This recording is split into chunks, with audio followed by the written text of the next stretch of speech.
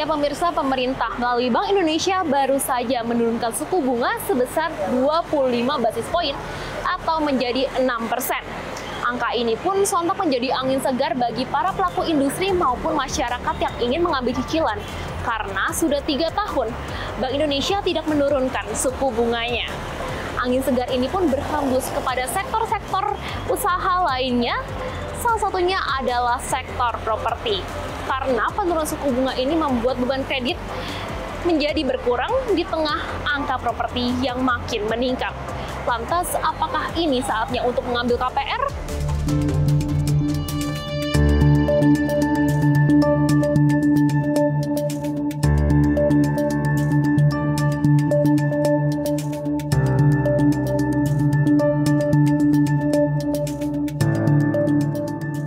Pemirsa, perlu diakui bahwa suku bunga Bank Indonesia terus mengalami kenaikan selama 3 tahun terakhir, atau terakhir kali mengalami penurunan pada Februari 2021, di mana waktu itu suku bunga adalah 3,5%, lalu merangkak naik menjadi 3,75% dan kemudian mencapai angka tertingginya pada Agustus kemarin yang mencapai 6,25%.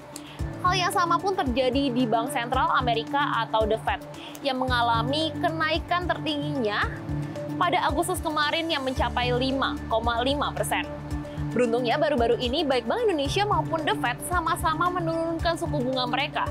Bank Indonesia menurunkan 25 basis poin mencapai 6% dan Bank Sentral Amerika menurunkan 50 basis poin mencapai 5%. Hal ini pun sontak menjadi stimulus bagi industri dalam negeri, terutama sektor properti.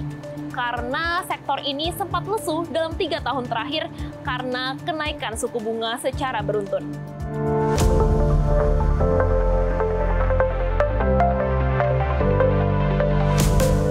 Sepanjang tahun 2023, kinerja sektor properti Indonesia masih terjaga.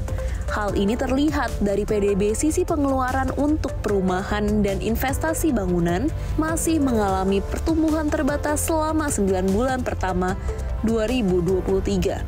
Hal ini pun tercermin pada pertumbuhan harga real yang terbatas pada properti residensial serta komersial. Oleh karena itu, diharapkan penurunan BI rate setelah 3 tahun ini mampu untuk kembali meningkatkan sektor properti Indonesia. Namun perlu diakui, penurunan bunga kredit tidak semerta-merta dilakukan seusai suku bunga acuan turun, karena memang perlu adanya penyesuaian. Biasanya penyesuaian tersebut berlangsung 3-6 bulan lamanya, tergantung dengan kondisi likuiditas dan risiko kredit perbankan.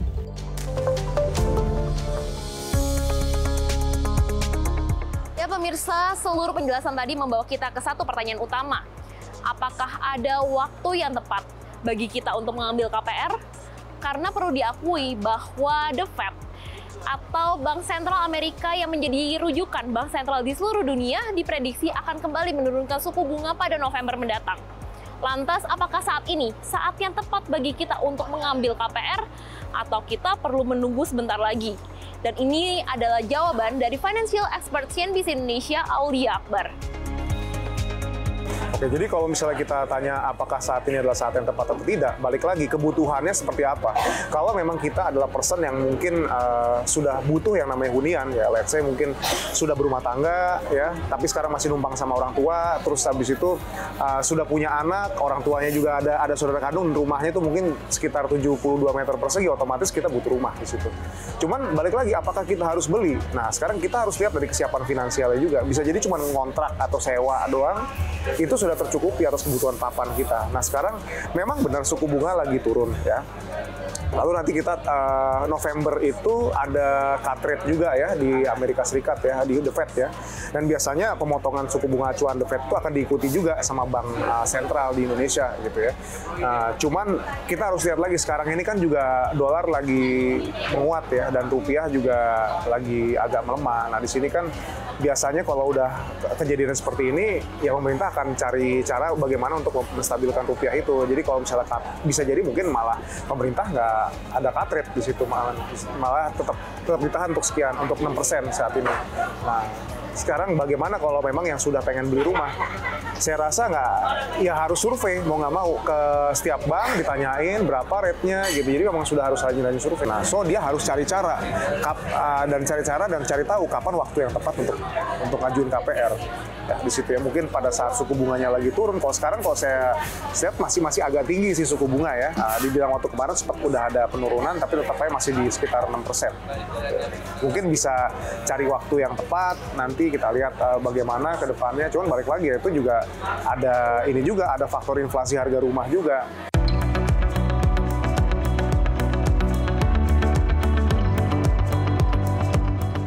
Namun terlepas dari semua faktor eksternal, sebenarnya ada hal yang lebih krusial untuk diperhatikan sebelum mengambil kredit rumah atau KPR, yakni kesehatan finansial dari diri sendiri. Kalau cuma cari waktu yang tepat aja ya kita pantau pantau suku bunga di situ. Cuman yang penting adalah internalnya, keuangannya dia. Gampangnya adalah 30% dari pemasukan maksimal semua utang. Punya kartu kredit sekarang misalnya udah 10%, ya udah berarti buat KPR saya tinggal 20% spare-nya. Kalau misalnya total utang sampai 40%, berat. Yang nggak ada cicilan utang aja bisa makan tabungan, apalagi punya cicilan utang. Itu kalau kita dari pembayaran utang ya. Kalau kita lihat dari komposisi aset, utang itu sebaiknya total utang yang kita ambil totalnya tidak melebihi 50% dari aset kita. Karena kenapa? Misalnya sekarang 70% kita punya utang, ya kita punya aset misalnya 1 miliar gitu ya. Tapi 700%-nya itu utang. Berarti kan kekayaan bersih kita cuma 300 juta di situ ya. Nah, di sana apa jadinya kalau tiba-tiba orang itu kehilangan pekerjaan? Even semua asetnya seluruh asetnya dilikuidasi ya mungkin masih berat gitu. Dia sisa aset yang dimiliki cuma sedikit di situ. Jadi alangkah lebih baiknya untuk nge-keep total utangnya itu di bawah 50% dari total aset. Ya pemirsa, perlu diakui bahwa kesiapan setiap orang dalam mengambil KPR memang berbeda-beda karena kondisi finansial dan kebutuhan yang juga berbeda. Lantas bagaimana kondisi di lapangan? Apakah masyarakat Indonesia mau dan siap untuk mengambil KPR? Kalau dilihat dari suku bunga yang menurun mungkin iya ya, cuman untuk dari segi finansial dari kita sendiri kan perlu diperhitungkan juga ya, mungkin itu sih. Ya, tapi mungkin nanti 5 tahun ke depan mungkin bisa jadi sih. Kalau dalam waktu dekat sepertinya enggak sih Mbak, atau belum mungkin lebih tepatnya ya. Jadi mungkin kalau emang punya saving mungkin boleh, tapi kalau emang masih mepet-mepet banget kayaknya agak risky sih. Nah, kita lihat juga bagaimana pemerintah mengambil keputusannya ini, menyikapinya bagaimana, baru mungkin saya sebagai masyarakat biasa baru mengambil keputusan itu mungkin Mbak.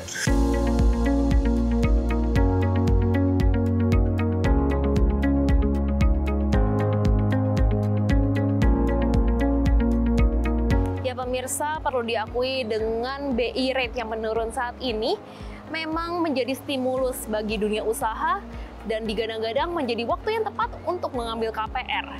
Namun tetap perlu diingat bahwa kondisi finansial setiap orang berbeda. Jangan terbawa arus dan sebelum mengambil KPR tetap perhatikan kondisi finansial masing-masing. Dari Jakarta, Krisania dan juru kamera Iqbal, CNBC Indonesia Beyond Business.